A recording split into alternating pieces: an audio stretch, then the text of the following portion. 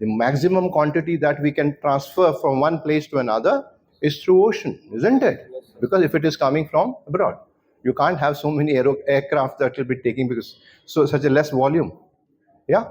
So the importance of Indian Ocean and your Indo-Pacific or your Pacific Ocean, that is South China Sea upwards, if you see it on the map and if you read about it, you will get to know that the amount of trade, as I said, which takes place is almost world's 95% of oil goes through this area, right? If you see the world map, if you turn it around like a globe, even America has to use this Indo-Pacific Ocean and then come down to Indian Ocean when it is supplying its own allies. You talk of Japan, you talk of Australia, you talk of certain portions towards Australia and the Oceania. China's, you see, the China's navy has spread so fast. Their build-up has taken place in the last 10 years. It's been gigantic leap, and they know it very well that they, being a landlocked country, they have to move through sea, and sea lanes of communications are very important. That's how China has been befriending all our neighboring countries. Now, when you come to think of the importance of these oceans, as I said, why they are important? Because of the important sea lanes of communication, 8-degree channel, 9-degree channel between Maldives and Lakshadweep, and you come down towards further east, you got 10-degree channel just opposite of Andaman and Nicobar Island. They are known as Malacca Strait.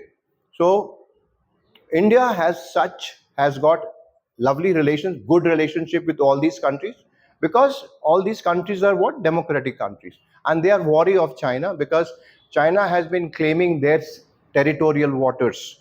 China has been creating artificial islands, coral islands, because you know it, as far as the international rules of maritime is concerned, if you've got your territory there in the ocean, from the edge of that territory up to 200 kilometers, you can go and it's known as your territorial waters, and you can do what you want.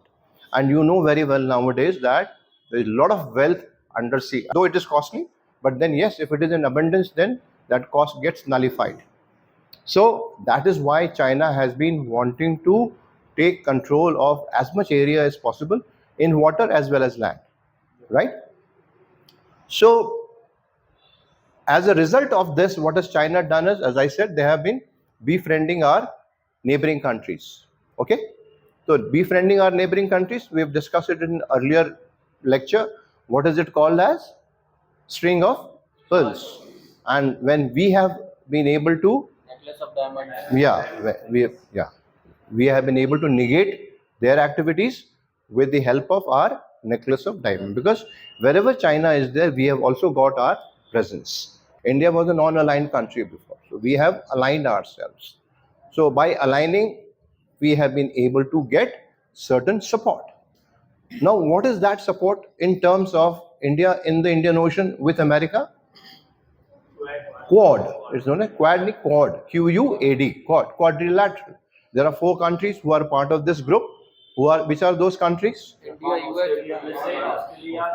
USA, Right. So all these 4 countries are there for us, and there is another thing which we are done as second chord is I2U2. Very good. So I2U2 is another chord which is going to help us to safeguard our movement. Aim is what? To safeguard our movement in this area. That's most important. And of course, check the movement of Chinese vessels in this area.